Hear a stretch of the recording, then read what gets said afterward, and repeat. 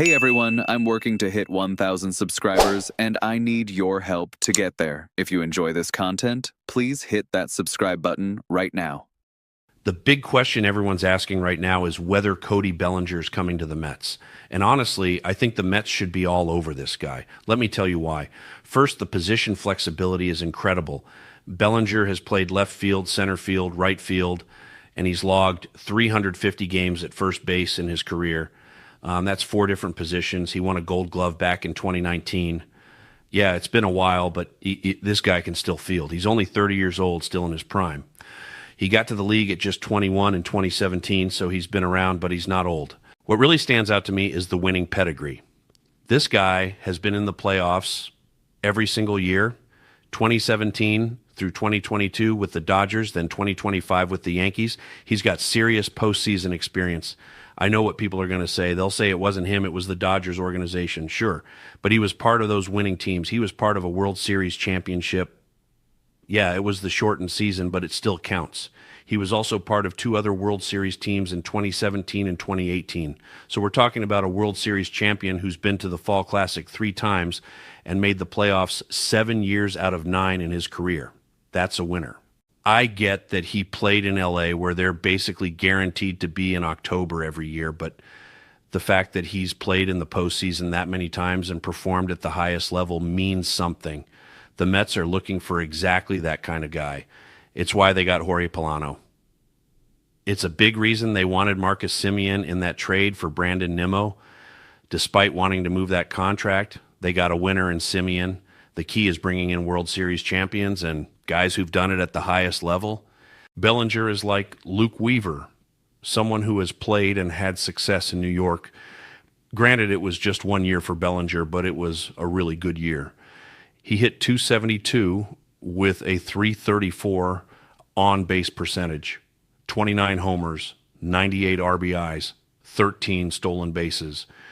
This guy has speed, can play defense, can move around the diamond, and can hit home runs. Remember early in his career, he hit 39, then 25, then 47 homers in his first 3 years.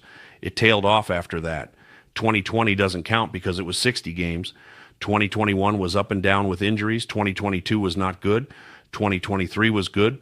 2024 was solid. 2025 was good. It's been a Jekyll and Hyde career for Bellinger, but a pretty good one overall. When you look at his 162 game averages, he's at 32 homers and 97 RBIs. Those numbers and that position flexibility interest me. Will the Mets actually get him? According to reports, he wants 6 or 7 years. You have to remember Bellinger's agent is Scott Boras.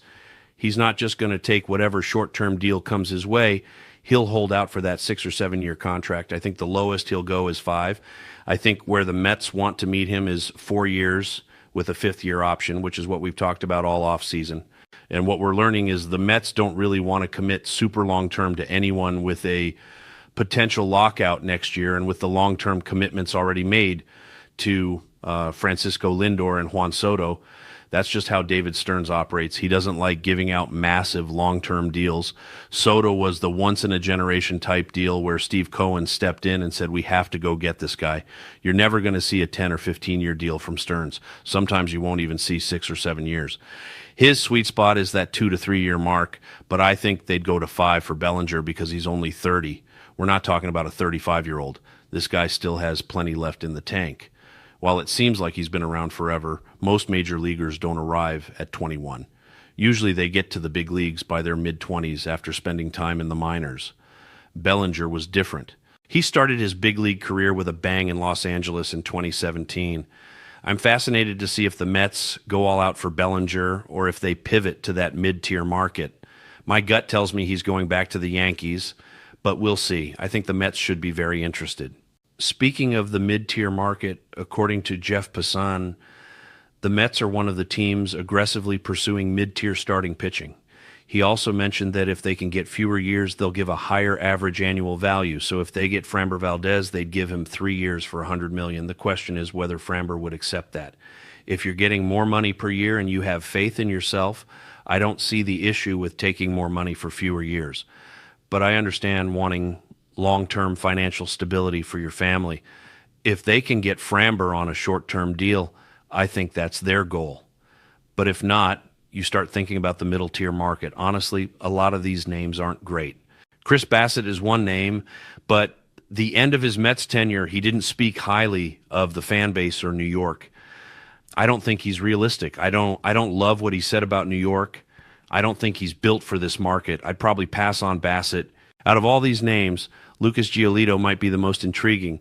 This guy has had a Jekyll and Hyde career, but he's coming off a really good year in Boston. What fascinates me is that the Mets' new pitching coach, Justin Willard, is coming from the Red Sox. He knows Giolito better than anyone. He was just the Red Sox pitching coach, the head of pitching there. Does he say he loved what he saw out of Giolito and that he worked well with him? That's a name to really monitor on the middle tier market. I think Giolito is a guy you get for 2 years, $40 million, something like that, and he'd take a short-term deal. His career has been all over the place with the White Sox and Angels where he struggled. But pitching goes to die in L.A. He was an all-star back in 2019. He's had a decent middle-of-the-pack career and is coming off one of his better years with Justin Willard. That's the name on this list that intrigues me because of that connection. Nick Martinez doesn't excite me. Zack Littell had a pretty good year in Cincinnati. I'm intrigued by Littell. He's another middle-tier guy, a number 4 or 5 starter. He was on the Rays, then got traded to the Reds, ended up with a 3.81 ERA. He's got a career 3.88 ERA. He started as a reliever and transitioned to starting. He had 32 starts last year, 29 the year before. 2 pretty decent seasons, but again, that's a number 3 or 4 starter. I really think the Mets need to get a frontline guy, which is why Nick Pivetta, who's not on this list, intrigues me a lot more than these names. Tyler Mahle is another name worth watching. You can probably get him for a decent price, coming off the best year of his career. Mahle's been around 9 years. He had 16 starts with a 2.18 ERA for the Rangers in 2025. Not a huge sample size, but if they believe he can stay healthy and make more starts, he could be intriguing. He made 33 starts in 2021, 23 in 2022, just 5 in 23, and 3 in 2024 as he battled injuries. He hasn't pitched a lot of innings since 2021 and 22. Do you have faith he can stay healthy? You're taking more of a risk with him, but he did have a decent season. Walker Buehler, I'll pass. I know he's won before, but he's coming off a really bad year. Patrick Corbin, no thanks. Michael Lorenzen, no thanks. He was more of a reliever recently. Max Scherzer and Justin Verlander, absolutely not. 2 guys who were here and crumbled. The Mets got rid of them and basically just ended up paying them. I'll pass on Scherzer and Verlander. When you look at this list of 10, the names that intrigue me most in order are Giolito 1, Littell 2, Mahle 3, Bassett 4, because he is a bulldog on the mound, even though I don't think he'd come back to New York. And at 5, I'd probably put Michael Lorenzen. It's a very underwhelming list. If the Mets end up with one of these guys and no other starting pitchers, I think you're going to see a lot of fans upset. I don't think that's an offseason where you look at these moves and say, wow, love what the Mets did. Curious to see what happens. One guy who's going to be part of the rotation that factors into what the Mets do is Noah Mclean. He announced he's going to pitch for Team USA along with another Mets starter, Clay Holmes, who might move to the bullpen if the Mets get Pivetta. Listen, I don't love Noah Mclean pitching for Team USA. The devil's advocate argument is these guys are going to pitch in spring training anyway, but I think the reality is they're going to pitch harder in the WBC. Noah Mclean is going through what will be his first full major league season. Do you really want him wearing his arm out in March when you're hoping he can pitch in October? I know it sounds crazy right now because people will say the Mets don't look like a team that's going to play in October. Well, it's December and there are more moves to make. But I'm not in love with Mclean pitching for Team USA. I don't care that much about the WBC. I love America and living here, but I don't think at this point in time, with our world and economy and how expensive everything is, anyone's really showing off about being from America. We're kind of the laughingstock of the world. It's his right. Good for him. Exciting for him. I'm sure that USA roster with Skeens and him and Tarek Skubal is absolutely stacked, but I don't care that much. Clay Holmes, I don't really understand why he's pitching there. He's okay. He's good. But do they really need him on that roster with all those guys I just mentioned? We'll see how that turns out. Go USA. But I'm not in love with Mclean in the WBC. Soto will play for the Dominican, and Francisco Lindor will play for Puerto Rico, as those two countries always duke it out as rivals. That'll be March 5th to 17th, the WBC coming up in 2026. Let me address some quick thoughts here. When you look at the Mets situation, they can't give up Vientos, a kid who hits 27 homers and put up lumber like he did in the playoffs. He's a future 35 homer and 100 RBI guy. They should give him this year. I disagree with that. He's too one-dimensional, doesn't do enough. Trade him now. The Mets have a great package of major league talent. Batty, Vientos, Acuna, Torrens, Mauricio, Lene Cook. There's plenty of young talent. You can't forget the Mets have names they can move from that young talent pool. Someone said the Phillies should DFA Castellanos and the Mets should sign him to DH because he's still a good hitter. I'm not entirely against Castellanos, but Jorge Polanco is probably going to be the DH. If you get Castellanos, he'd probably see time in the outfield, likely left field, versus being a DH. If Polanco's playing first, you could DH Castellanos.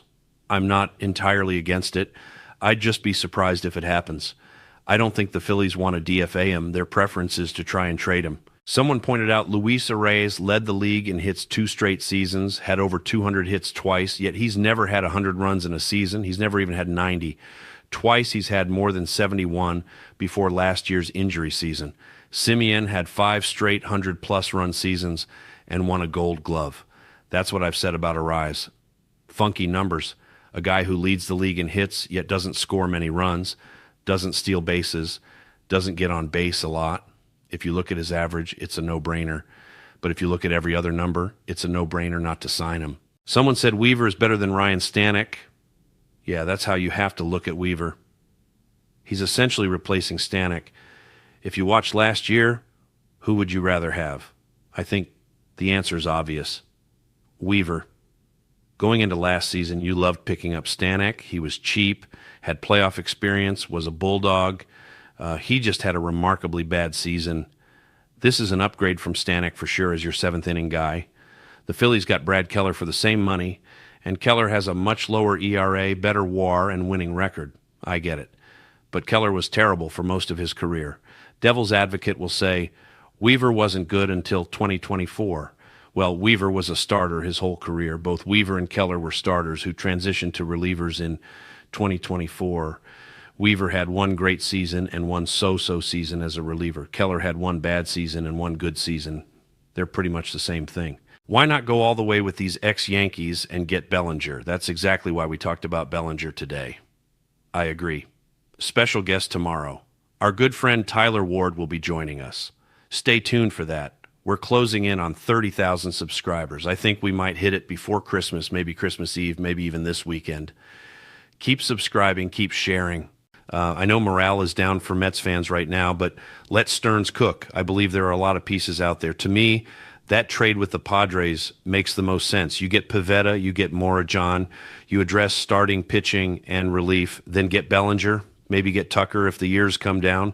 But the reality is, outside of Bellinger at maybe 5 years, I don't think the Mets want to go beyond 3 for anyone else. I don't love that approach. It's hard to love it, but they're being more frugal. I don't think that means you'll field a bad team. I think it'll just be a different-looking team that might not have the juiciest names or guys with nicknames. But if it's a better collective unit with more clutch hitters who do things right, it could work. The Blue Jays did that, and it worked for them. I think the Mets are trying to find that Toronto model and make it work in the National League. If it does, maybe the Mets end up getting to the World Series. We're a long way from that, but we'll be covering it all. Happy Hanukkah, happy holidays. We'll talk to you tomorrow right here.